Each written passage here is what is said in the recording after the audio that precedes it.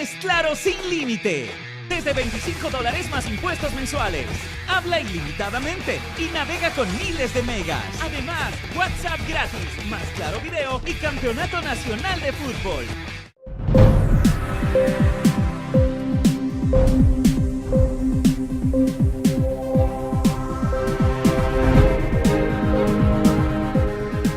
Hola amigos de la República S, gracias por acompañarnos en un nuevo espacio de libre expresión. Este programa que intenta ser un espacio de debate acerca de los temas importantes de la democracia y los derechos humanos en nuestro país. ¿Qué tal, Vero? ¿Cómo ha estado en estos días? ¿Qué tal, César? Muy bien. ¿Y qué tal, amigos de la República que nos sintonizan a través de la ciberseñal en internet? Yo les quiero invitar a que antes de iniciar el programa también nos sigan por Twitter a través de @LibreExpresión. Como lo había dicho César, un programa que está dedicado para ustedes, para debatir estos temas que interesan a todos. Bien, y hoy tenemos un tema que realmente es central para la calidad de la democracia, que es el derecho a la protesta, que es parte, ¿no es cierto?, consustancial de este derecho más grande a la expresión ciudadana, justamente a la libre expresión ciudadana. Y tenemos dos invitados de lujo para hablar de este tema, Vero. Por supuesto, damos la bienvenida a Pablo Piedra. Él es abogado del colectivo Yas Unidos, catedrático universitario y también socio de Bloom Abogados. Y damos la bienvenida a Carla Calapá, que ella es licenciada en comunicación, es parte también del movimiento de mujeres de la Plataforma de Derechos Humanos, del movimiento de Mujeres en Resistencia y el movimiento Mujeres por el Cambio. Es conocida activista social y fue una de las agredidas, recordemos, el pasado 4 de febrero por la seguridad turca, que bueno, ya estaremos hablando acerca de este tema. Justamente de ese episodio, sí. Felicitaciones, Carla, primero por el libro, ¿no? Este libro que recoge, se llama Criminalización de la Protesta, 2007 al 2015, las víctimas del correísmo. Son más de 700, ¿no es cierto?, casos que se recogen en este libro. Me imagino que fue un trabajo muy complejo el tratar de recoger esos 700 casos. Carla, bienvenida. Bien, muchas gracias. Pues sí, fue un esfuerzo colectivo también con las organizaciones sociales, la Ecuarunari, el Frente Unitario de Trabajadores, el Frente Popular, que nos abrieron las puertas para poder ir a consultar a la gente que ha sido criminalizada. Y en efecto, el resultado son 700 personas criminalizadas: maestros, estudiantes, campesinos, indígenas, jóvenes, defensores del agua, defensores de la vida, de la tierra, que han sido perseguidos y han soportado todo el poder del Estado, toda la institucionalidad del Estado para callar sus voces de protesta. Pablo, tú has seguido desde hace mucho tiempo, eres también parte del colectivo Yas Unidos, que durante algunos años fue sometido justamente al acoso y a la persecución del gobierno. ¿Encuentras que hay una política sistemática del actual gobierno por limitar este derecho legítimo a la protesta de las personas, de los ecuatorianos? Bueno, buenas tardes, César, Vero, felicitaciones por este nuevo espacio. Creo que es importante para el Ecuador contar con espacios libres e independientes donde la gente pueda informarse de una manera imparcial. Carla, felicitaciones por tu libro. A mí me parece que todo el sistema institucional del gobierno ecuatoriano ha venido siendo utilizado para perseguir a aquellas personas que piensan distinto en el Ecuador. Y el colectivo Yas Unidos no fue una excepción, fue más bien un ejemplo claro de lo sucedido. Tal vez no tanto en aspectos judiciales, pero sí podemos ver cómo a través de la utilización de los medios de comunicación, de la propaganda del gobierno, de la Secretaría de Inteligencia, de la Policía Nacional, de las Fuerzas Armadas, se trató de perseguir o se persiguió a miembros del colectivo Yas Unidos para intimidar y causar miedo, que al fin y al cabo ese es el objetivo de esta estrategia del gobierno: atemorizar a los ciudadanos para que eviten dar su opinión y luchar por algo que consideran que es injusto y que no les favorece. Carla, ¿se puede hablar de un repertorio de estrategias del gobierno para justamente criminalizar el derecho a la protesta? Pues sí, yo creo que es todo un entramado jurídico, político, social, que el gobierno, y creo que hay un tema bastante importante, es el tema de la concentración de poder. Y en esa concentración de poder, el tema de la justicia secuestrada, de una justicia que no es independiente, que hay jueces que han dado fallos políticos. No han ampliado derechos, no han garantizado derechos, sino al contrario, yo creo que han restringido los derechos de las personas que han sido criminalizadas. Yo creo que en ese sentido sí hay toda una estrategia para, no solamente para, digamos, silenciar a los yasunidos, al dirigente obrero o al campesino, sino para dar un mensaje de escarmiento para la sociedad entera. O sea, la sociedad entera va a tener, bueno, si a él lo van a enjuiciar, entonces peor yo, no salgo.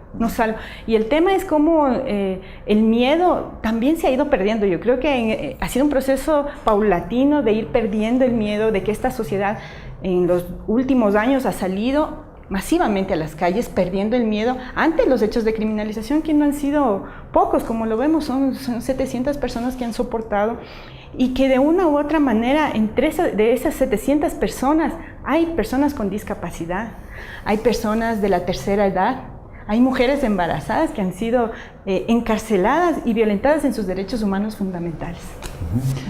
Pero, Pablo, ¿por qué es grave que se criminalice la protesta social? ¿Qué busca un gobierno en el momento en que reprime a los manifestantes, en que, por ejemplo, hace procesos judiciales que quizás las penas son extravagantes, que no guardan relación con la realidad?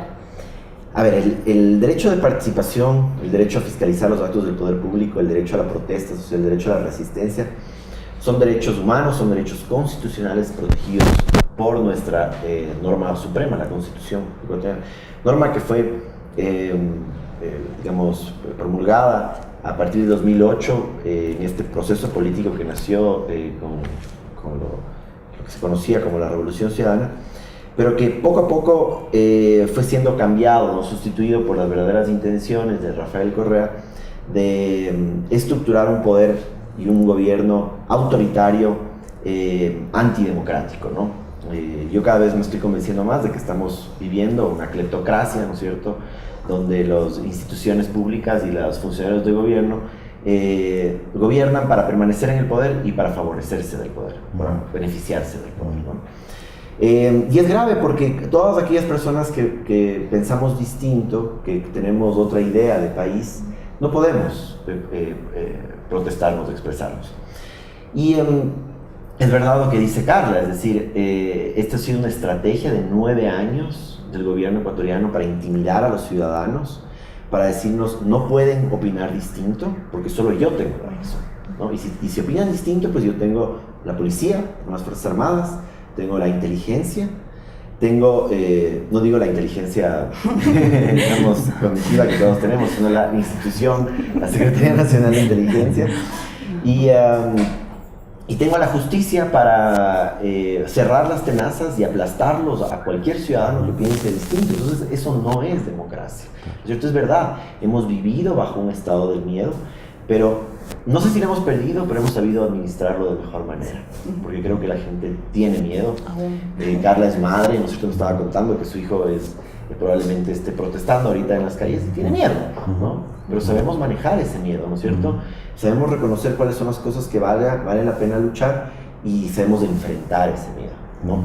Por eso es grave que el Estado ecuatoriano administre y maneje todas las instituciones que están supuestamente para defender al ciudadano, pero que las administren más bien para presionarnos y para atemorizarnos y evitar que digamos nuestra propia opinión. En ese sentido, yo quería la pregunta de Verita, más de lo que dice Pablo.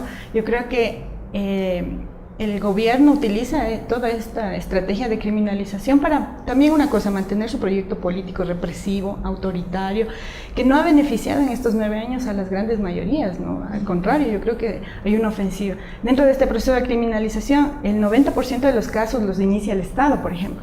¿Ya? Y dentro del Estado, el 90% de los procesos judiciales lo inicia el Estado, o lo inicia, por ejemplo, Fuerzas Armadas, porque hay un policía, un mayor que inició un juicio al campesino. Esto es importante, Carla, que quede bien sentado, porque el presidente decía, en respuesta a este estudio de los 700 criminalizados, que muchas de esos casos él planteaba que la mayoría lo iniciaban privados, que el Estado no tenía nada que ver en ese tema, ¿no? En el documento está planteado, ¿no? Como te digo, el 90% de los casos lo inicia el Estado. ¿Y cuál es el Estado? La ENAMI, empresas del Estado, empresas públicas, lo inician las policías, Fuerzas Armadas, lo inicia la Fiscalía. Este es un actor principal. Yo creo que la Fiscalía es un instrumento de persecución, ha sido un instrumento de persecución. La Fiscalía en todas las provincias del país donde ha habido casos de criminalización es la que inicia en la persecución y la judicialización en ciertos casos. Porque la criminalización no solamente es el tema judicial, es también, por ejemplo, lo que está pasando a los chicos de estudiantes secundarios, Central Técnico, Mejía, Montúfar, Teodoro Gómez en Ibarra, que a los chicos saliste a protestar, reubicación. Esa es la sanción administrativa y es una forma de criminalizar también al trabajador. Salieron a parar, salieron a protestar. Listo, bueno. Porque son diversas formas, ¿no?, que se utilizan para... las acusaciones que ahora pasan por la resistencia y terrorismo, ¿no es cierto? Pero recordemos que, por ejemplo, en el caso de los detenidos del Arbolito, los policías les acusaron por falta a su honor, respeto a la autoridad. Por falta, o sea, en una cosa, son muy creativos, digámoslo así, en utilizar diversas figuras en ese penales. sentido, tú dices creativos, ¿no? Por ejemplo, el transportista San Pedro, que está en libertad, igual que Javier Rojas, que son dos humildes personas, dirigentes sociales, y el uno humilde transportista que está ya en libertad, porque yo creo que esa es una derrota para el gobierno, que él haya salido en libertad, acusado por tenencias de armas nucleares, químicas, biológicas, un humilde transportista. ¿Por qué estaba preso? Estaba preso por un capricho. El presidente de la República ha sido víctima, acusador, y el que condena, juez, fiscal y el que pone la denuncia. ¿Por qué? Por ejemplo, en la última, hace 2 sabatinas me parece, habló de Francisco San Pedro, que dijo, esto no es un humilde transportista, este señor llevaba explosivos. Yo creo que hasta en el ámbito jurídico, Pablo, lo debe saber, o sea, anticiparse a decir que una persona llevaba explosivos y bueno, ese es orden, ha sido lamentablemente la orden del presidente en las sabatinas para que la justicia actúe. Sí. Pablo, yo quería preguntarte, porque ustedes también recuerdo que sacaron un estudio en el cual señalaban todo este repertorio, ¿no?, de herramientas que tiene el gobierno para justamente limitar lo que tú decías, la participación, la protesta, etcétera, etcétera.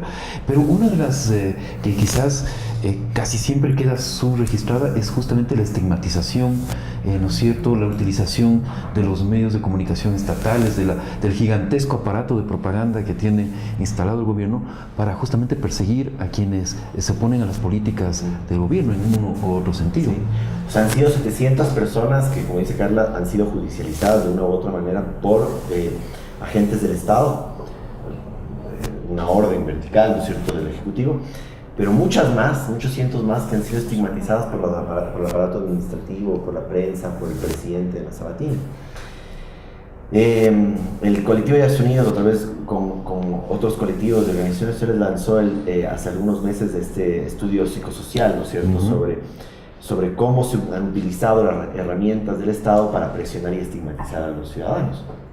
Y ha sido evidente, es decir, primero desde herramientas para denostarte profesionalmente, decir, bueno, ¿cómo le vamos a creer a tal persona si es que es un mal psicólogo, un mal abogado, o sea, y calificarte negativamente frente a todo el resto del país, hasta personalmente, a través de insultos, a través de poniendo en duda tu honra, tu dignidad. Y esto... Tu biografía, incluso te inventan una biografía. O la imagen, te ponen... Claro. Sí. Las sabatinas y las descalificaciones. Así es, entonces creo que eso queda registrado y son herramientas. El miedo son herramientas de la... por supuesto hay personas con las que se ha ensañado mucho más, gente que está condenada por aplaudir, por hacer transportistas, ¿no es cierto? Un tuitero por denunciar que Carlos Márquez Carrasco tenía toda una gran cantidad de familiares en el gobierno. Eso, ¿no? Por denunciar la cleptocracia en este gobierno, ¿no es cierto?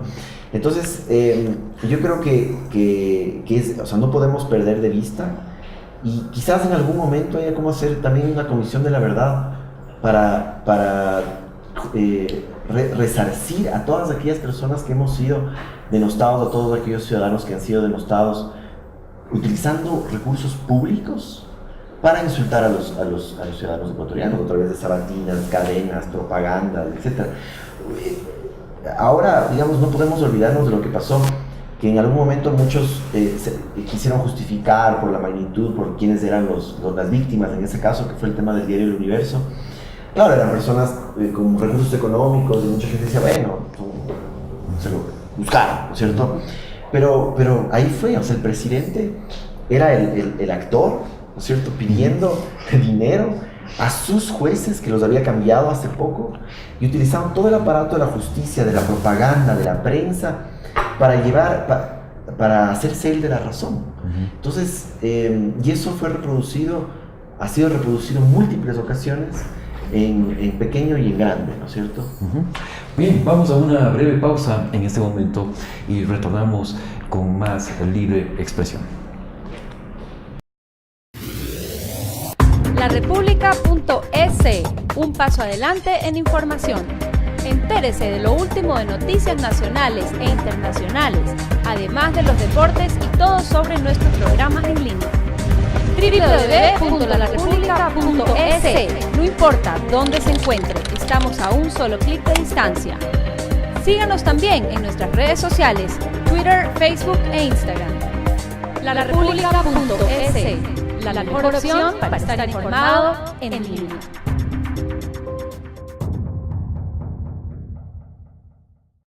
Es que es hecha al apuro, es mal comunicada, es mal manejada.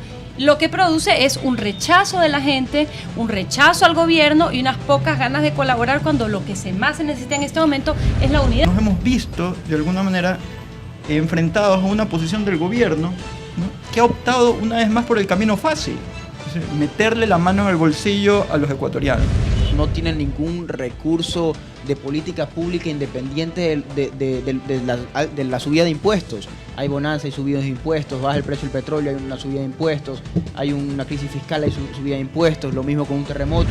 Aumentar la carga tributaria equivale a dispararse en el pie o dispararle en el pie a quienes les corresponde sobrellevar la mayor parte del esfuerzo para reconstruir el país. En el proyecto de ley como tal, dice, esto puede costar entre 2 y 3 mil millones, y entre 2 y 3 mil millones hay 1.000 millones de diferencia. O sea, tú no puedes, en base a un cálculo tan alegre, fijar una medida tributaria de esta característica. Debe venir inversión privada para imponer negocios dentro de la zona devastada, de tal manera que la gente tenga empleo. Y entonces ese es el problema, creo yo, que aquí no hay ninguna medida para generar nuevos ingresos, que lo que va a hacer es sacar de un bolsillo para poner al otro. Y le falta un poco más de ponerse en el lugar del pueblo ecuatoriano. Él está, creo que, muy convencido de su rol de presidente y se ha olvidado un poco de lo que era antes.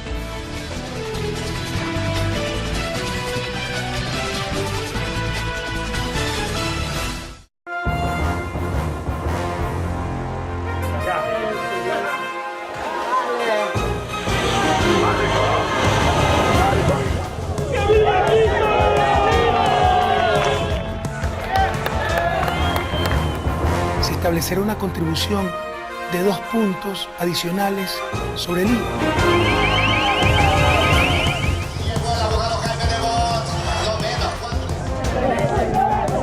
Las noticias de último minuto, en vivo, en el instante mismo que están ocurriendo. Por larepublica.es.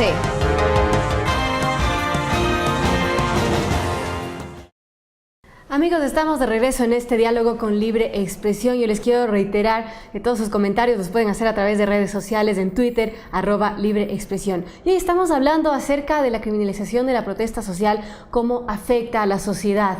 César, justamente íbamos a hablar de un episodio muy triste que se vio el pasado 4 de febrero, que pues 7 mujeres activistas fueron prácticamente heridas, golpeadas por la seguridad del presidente turco en una de sus visitas a Quito.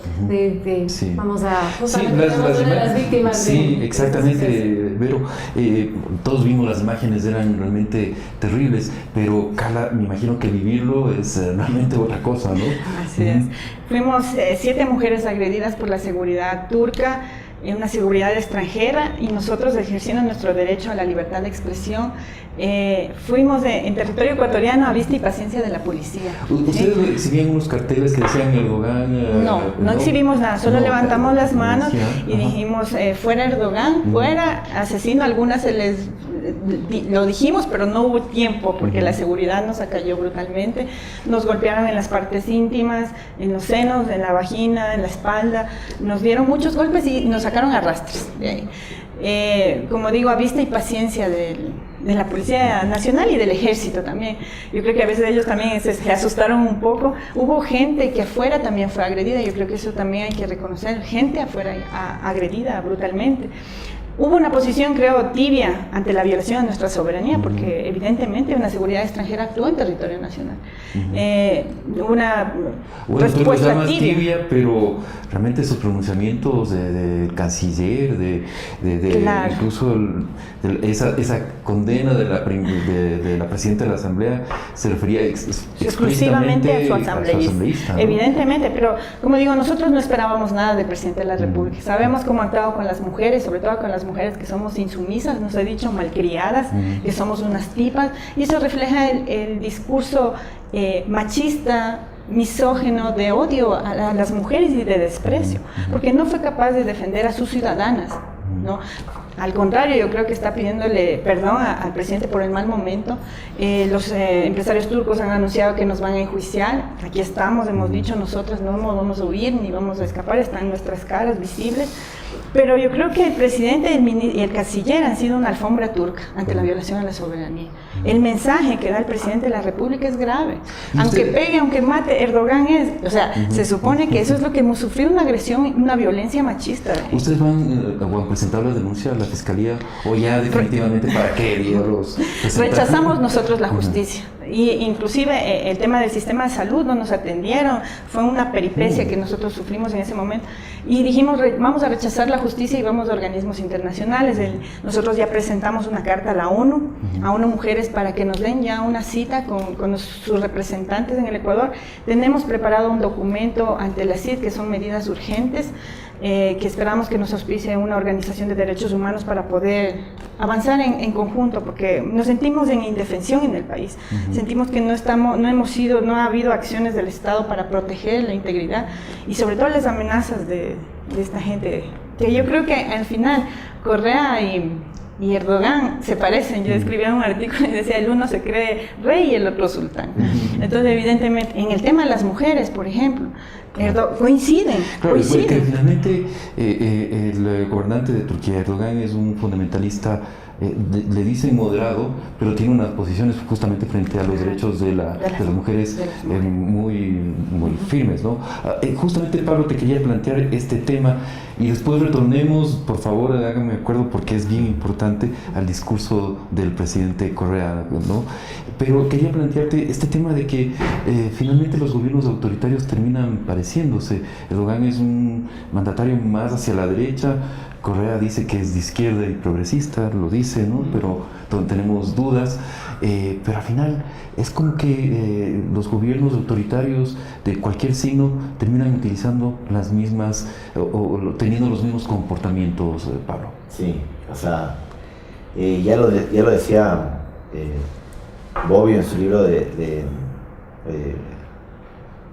cuando hablaba de las derechas y las izquierdas. Él argumentaba muy fehacientemente de que los extremos políticos siempre se terminan uniendo, ¿no es cierto? Tanto sea los fascismos capitalistas como las dictaduras socialistas lo único que terminan defendiendo son sus espacios de poder y utilizando el Estado para reiniciarse en el poder. Por eso es que este gobierno que ha sido, Correa varias veces lo ha dicho, es que hay algo que somos en este gobierno, somos consecuentes. Yo creo que si hay algo que es de este gobierno, ha sido mentiroso, ¿no? Consecuentemente mentiroso, porque es que recibirlo con alfombra roja a un gobierno que persigue al pueblo kurdo en su territorio, ¿no es cierto? Un pueblo kurdo que ha ejercido su resistencia histórica hacia la opresión de Saddam Hussein y hacia la opresión de ciertos de los gobernantes turcos, en este caso de Erdogan. abiertamente de izquierda, además de este pueblo. Yo hubiera pensado que el gobierno de Correa no tenía más que solidarizarse frente a esa causa, ¿no es cierto? Lo cual no pasó. Más bien nos recibió con alfombra roja, ¿para qué? Para firmar el inicio de unas negociaciones comerciales, algo que Correa siempre dijo que no iba a hacer, firmar tratados de libre comercio. Ya firmó uno, quiere firmar 2 más, otra inconsecuencia más, ¿no es cierto? Un gobierno que se dice que defiende la soberanía, y como dice Carla, lo único que ha pasado es que Turquía pasó aquí para hacer del gobierno de Correa una alfombra de Erdogan. Entonces no defendió ni a sus coidearios ideológicos, ni a la soberanía ecuatoriana, ni a sus ciudadanos, ni a su teoría económica. Pero estuvieron muy complacientes dándose la mano y el abrazo.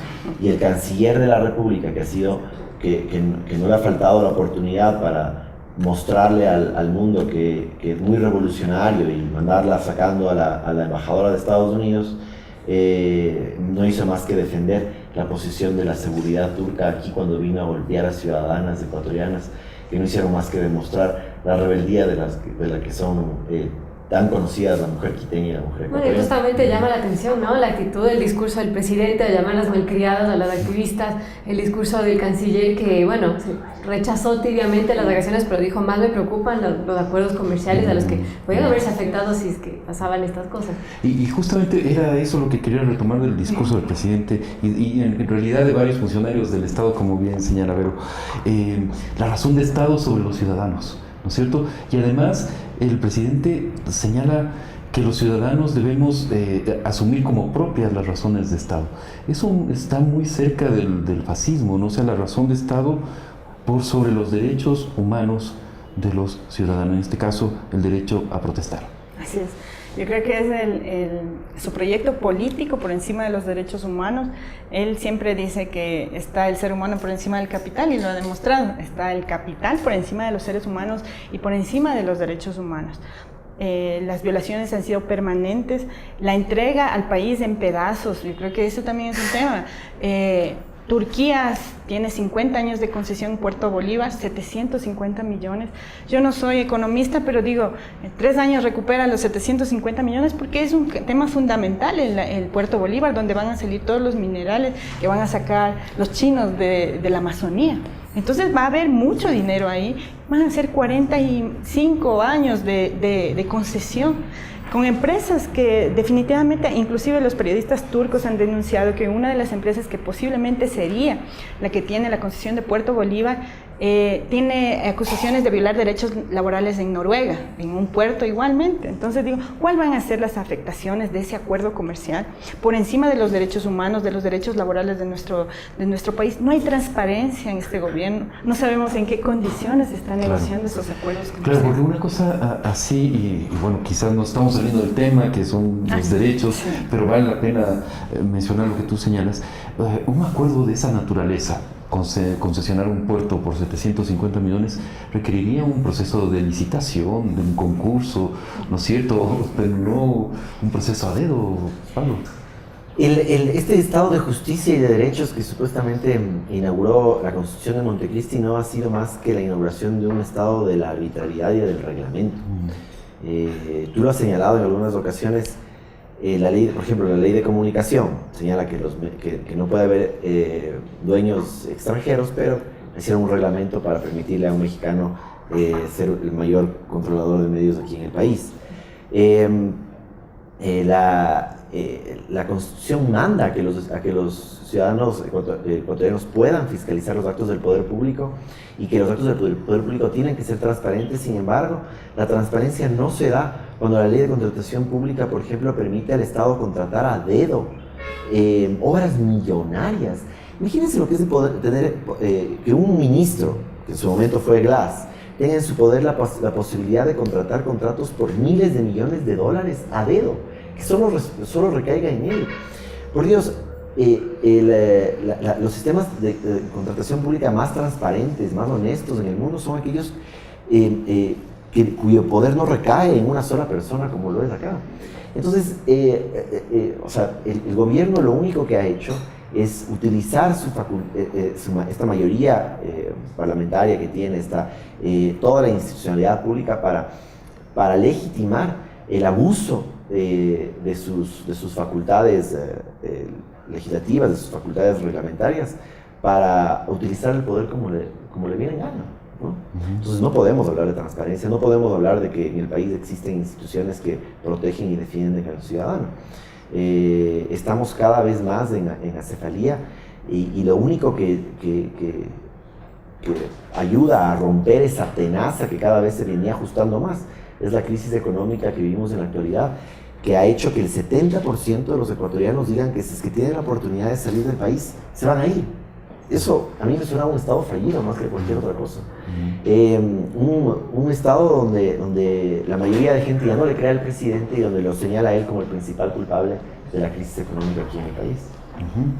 Pero una de las cosas que se ha mencionado en la mesa y que probablemente sea bueno retomar es justamente esta actitud del presidente frente a las mujeres, este discurso muy hostil, ¿no es cierto?, machista, agresivo, violento, ¿no es cierto?, y que se traduce también en comportamientos sociales violentos, hay que decirlo, pero también frente a los adolescentes y a los jóvenes, ¿no? Hay no es queridos jóvenes cuando los jóvenes salen a protestar. El gobierno tiene un discurso de que los jóvenes son manipulados.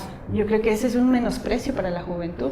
Los jóvenes, cuando les interesa a los 16 años el voto, ahí sí son inteligentes, ahí sí debaten, pero ahí sí piensan. Pero cuando protestan y reclaman por derechos y reivindicaciones propias, como el caso Montúfar, jóvenes que le han impuesto una política administrativa sin consultar, ¿no? Entonces evidentemente ahí ejerce la represión, la violencia. Oye, me parece una actitud, inclusive una visión carcelaria del gobierno para los jóvenes. ¿Cómo puede ser posible que un ministro de Educación ordene soldar la puerta? Yo digo, eso para mí es un delito bien grave, porque si pasaba algo grave dentro del colegio, pude ver no sé cuántos muertos, no me quiero ni imaginar, pero esto me parece muy grave. Yo no sé, Pablito debe saber más en el ámbito legal, ¿cómo puede arriesgarse a una persona, a cientos de personas, cientos de estudiantes en el colegio Montúfar, soldando la puerta para que no salgan a protestar? Me parece inaudito y eso refleja la improvisación en la política educativa que ha tenido el gobierno, el fracaso de la política educativa. Los jóvenes están en su legítimo derecho a ejercer la protesta, son rebeldes y creo que no son manipulados, creo que tienen razón sus luchas y evidentemente la criminalización en ese sentido se ha hecho de manifiesto, pero la lucha de los estudiantes ha logrado la libertad en estos momentos. Vamos a ir a una pausa, pero quisiera dejarles ya planteado el tema de nuestro último segmento, que es justamente este tema de cómo se castiga, ¿no es cierto?, a los que protestan y que muchas veces pasan por la humillación pública, ¿no es cierto? Se les obliga a los padres a pedir perdón, ¿no es cierto?, por sus hijos de rodillas, ¿no es cierto? O al joven que le hizo un gesto al presidente, un gesto posiblemente obsceno, si es que quieren, ya lamentamos, pero se le obliga a cumplir castigos corporales, ¿no? Entonces, eso es bien interesante que analicemos cuando regresemos. Vero. Sí, amigos, quédense con nosotros, volvemos con más de Libre Expresión.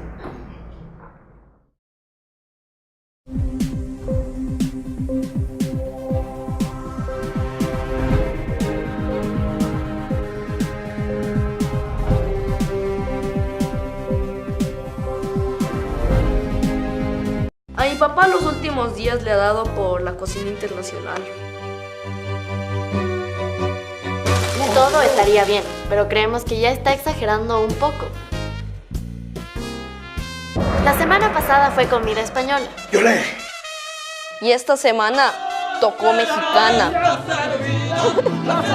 Esta es mi familia, mi casa, mi mundo. Con Claro tienes más para divertirte en familia. Claro TV, internet fijo con Claro Video, llamadas ilimitadas, miles de megas, WhatsApp gratis. Con Claro arma el mejor plan para tu familia.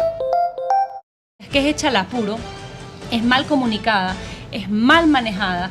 Lo que produce es un rechazo de la gente, un rechazo al gobierno y unas pocas ganas de colaborar cuando lo que más se necesita en este momento es la unidad. Nos hemos visto, de alguna manera, enfrentados a una posición del gobierno, ¿no?, que ha optado una vez más por el camino fácil, es decir, meterle la mano en el bolsillo a los ecuatorianos.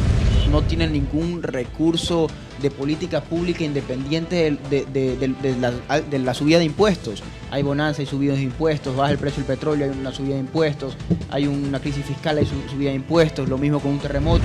Aumentar la carga tributaria equivale a dispararse en el pie o dispararle en el pie a quienes les corresponde sobrellevar la mayor parte del esfuerzo para reconstruir el país. En el proyecto de ley como tal dice esto puede costar entre 2 y 3 mil millones y entre 2 y 3 mil millones hay 1.000 millones de diferencia.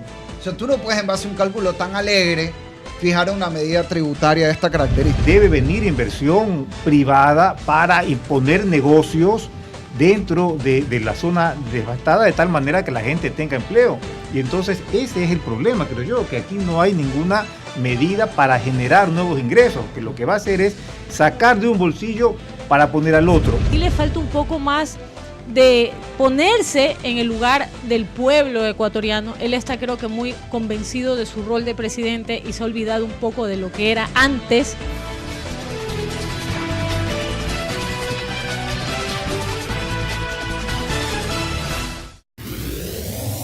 LaRepública.es, un paso adelante en información. Entérese de lo último de noticias nacionales e internacionales, además de los deportes y todo sobre nuestros programas en línea.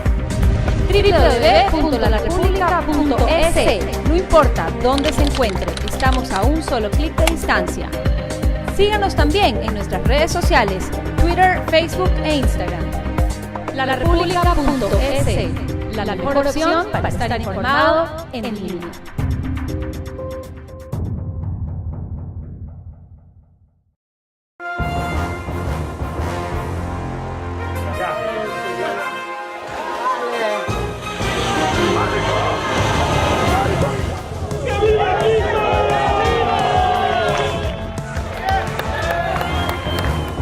Se establecerá una contribución de 2 puntos adicionales sobre el IVA.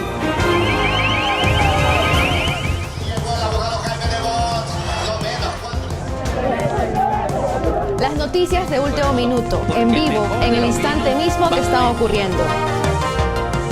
Por laRepública.es.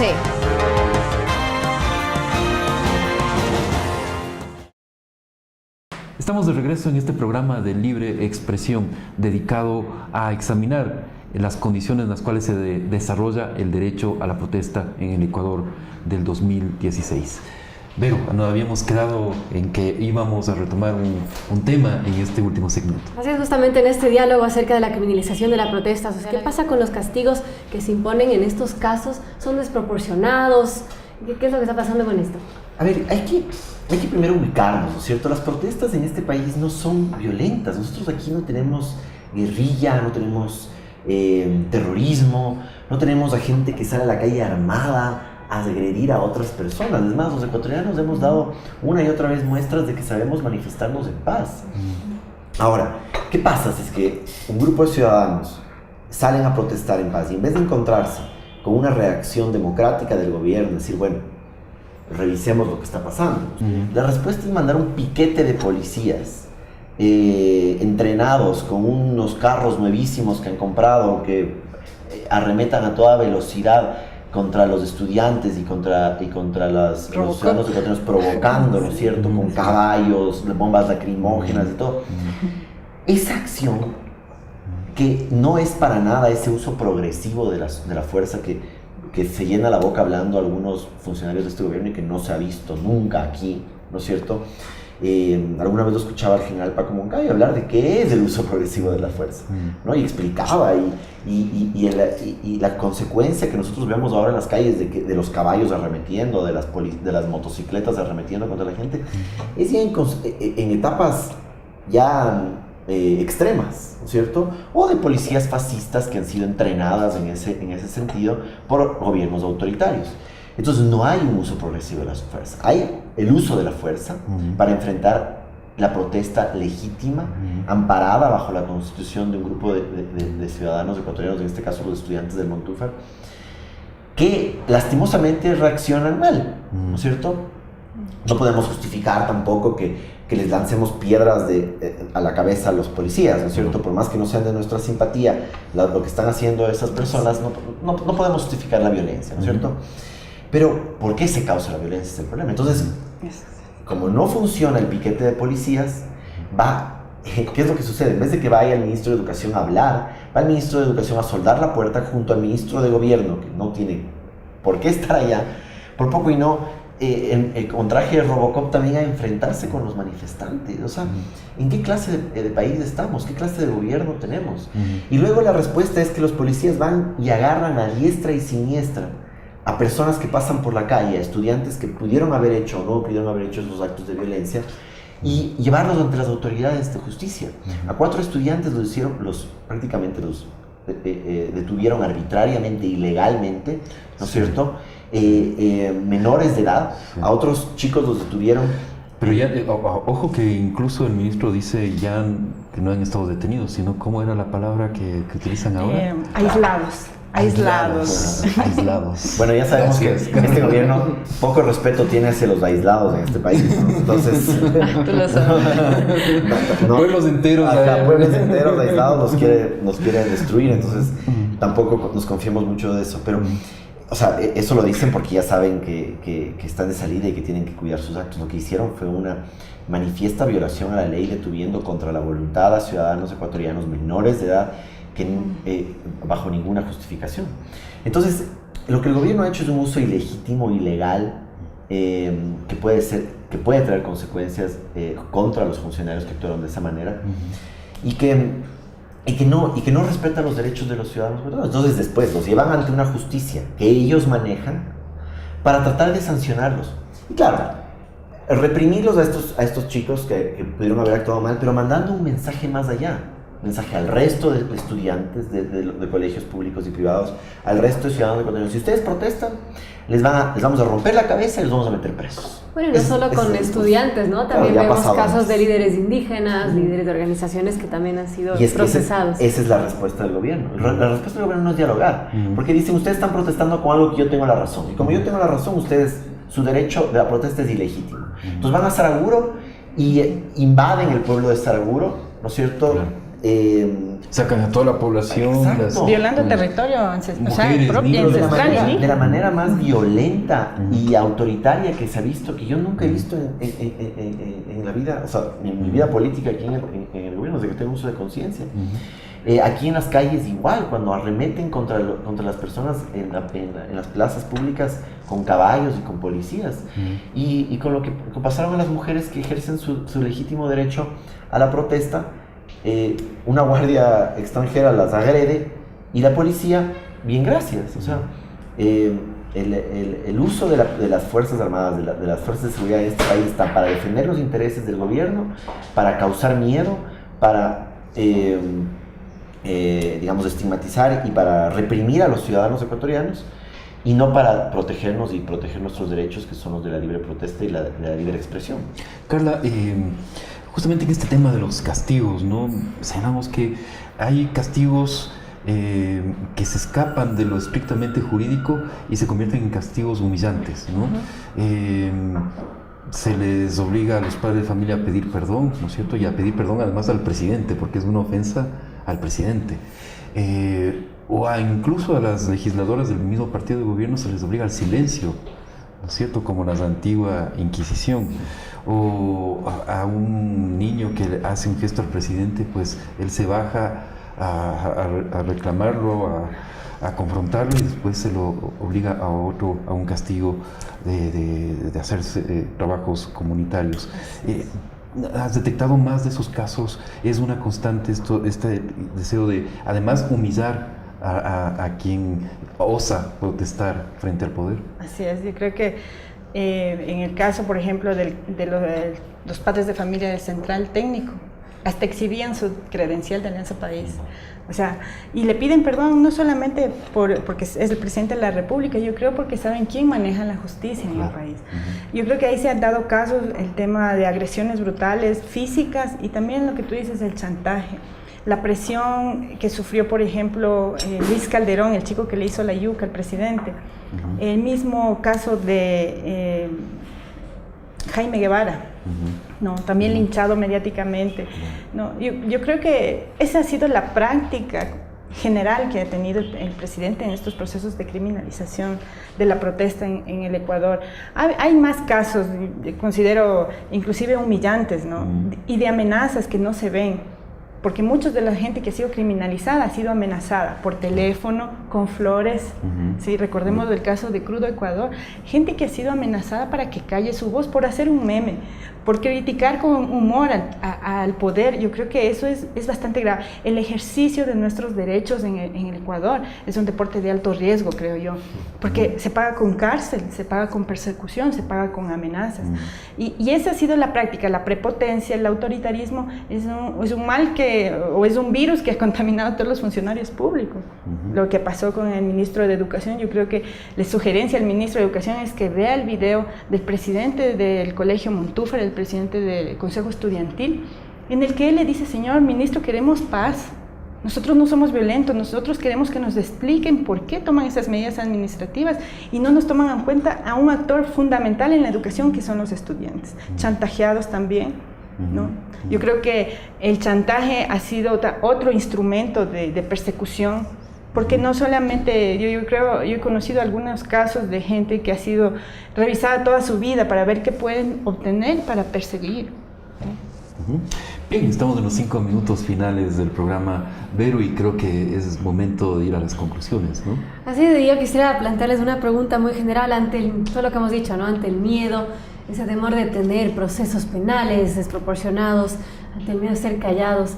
¿Qué pueden hacer los ciudadanos para defender ese derecho a expresarse, ese derecho a la protesta? Bueno, yo creo que ejercer nuestra ciudadanía, o sea, ser ciudadanos y no conformarnos. Es decir, ante un gobierno como este, lo único que nosotros podemos hacer es seguir ejerciendo nuestros derechos, seguir alzando nuestras voces, no bajar nuestra cabeza y mantener nuestra opinión frente a las cosas que nosotros pensamos que están mal, diciendo cómo la manera en que nosotros proponemos se puede corregir, o simplemente expresando nuestro rechazo ante actos autoritarios del poder.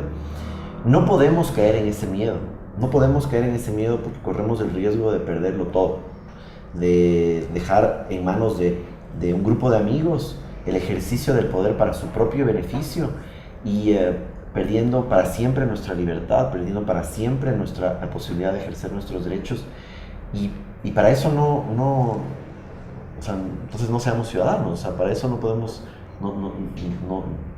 seguir siendo personas, entonces. Bueno, yo considero en ese sentido que deberíamos los ciudadanos, la gente de a pie, organizarnos, porque yo creo que eso es fundamental, la organización. Como decía Mamá Tránsito Maguaña, un granito no hace nada, la mazorca completa es la que hace fuerza, y creo que en ese ámbito debemos denunciar estos procesos de criminalización, debatir el tema de derechos humanos y libertades para todos, no solamente para el grupo de los nuevos ricos, ¿no? Libertades para todos. Yo creo que ese es un tema fundamental. Hay informes muy importantes que creo que deben ser recabados y que son aportes para la denuncia de la violación de los derechos humanos en el país, como de la INRED, como informes de la Universidad Andina, cuando había Defensoría del Pueblo, porque ahora no tenemos Defensoría del Pueblo, y pequeños aportes ciudadanos de ir rompiendo poco a poco este miedo que nos ha impuesto, que se respira aún. No, que se respira aún en el ambiente, y esa creo que es la forma de denunciar la criminalización. Y el tema de la protesta, la resistencia, no solo porque están escritos en la Constitución, son derechos humanos inherentes al ser humano. Yo protesto porque quiero una sociedad mejor, no porque esté escrito, sí, en la Constitución y bien, que está escrito, y eso es lucha de nosotros, no es dádiva de nadie, pero ejercerlo porque es un derecho humano fundamental. Libertad de expresión es un derecho humano fundamental.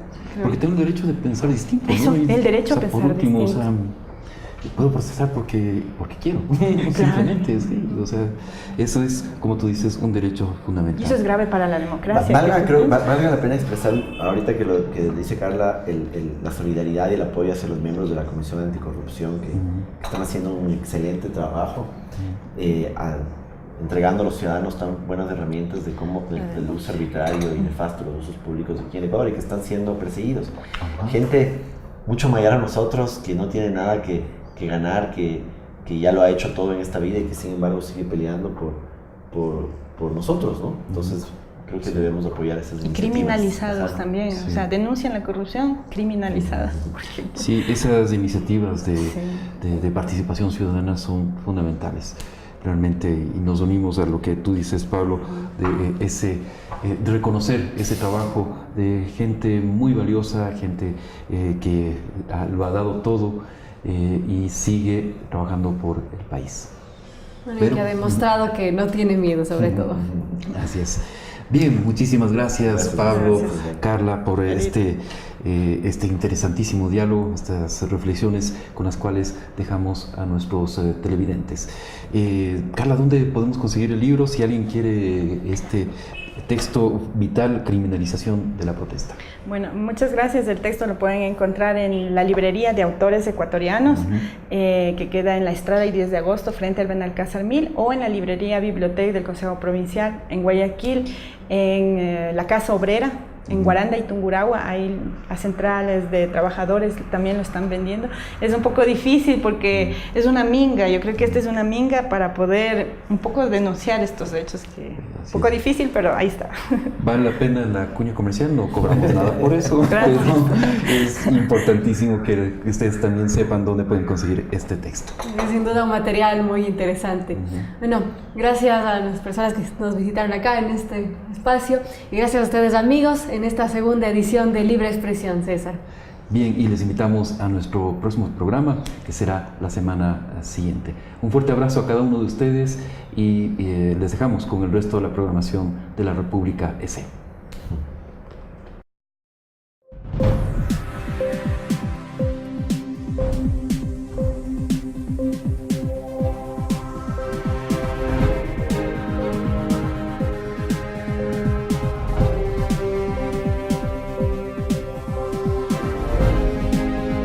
Nuevos planes Claro sin límite.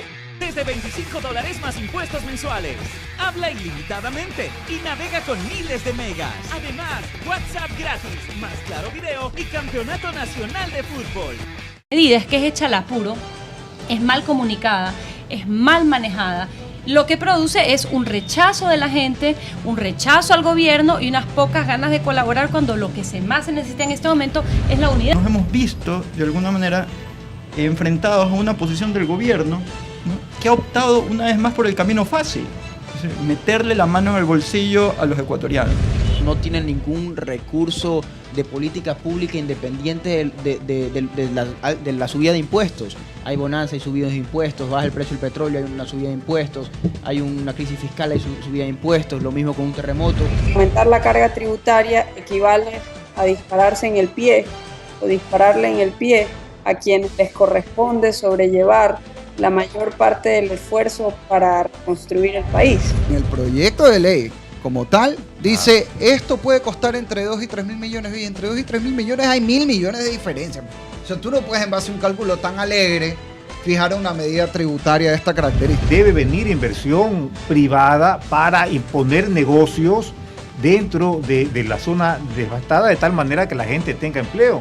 Y entonces ese es el problema, creo yo, que aquí no hay ninguna medida para generar nuevos ingresos, que lo que va a hacer es sacar de un bolsillo para poner al otro. Y le falta un poco más de ponerse en el lugar del pueblo ecuatoriano. Él está, creo que, muy convencido de su rol de presidente y se ha olvidado un poco de lo que era antes.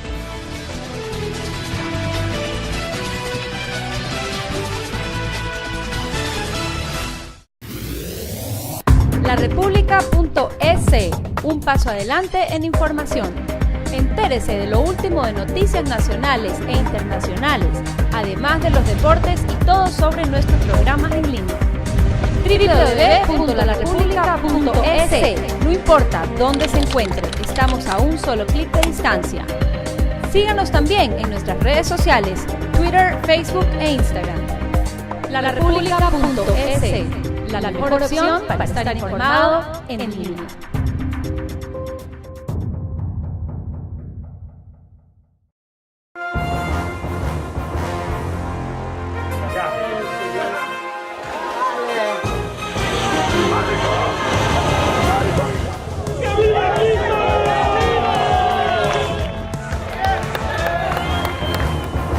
establecerá una contribución de 2 puntos adicionales sobre el IVA.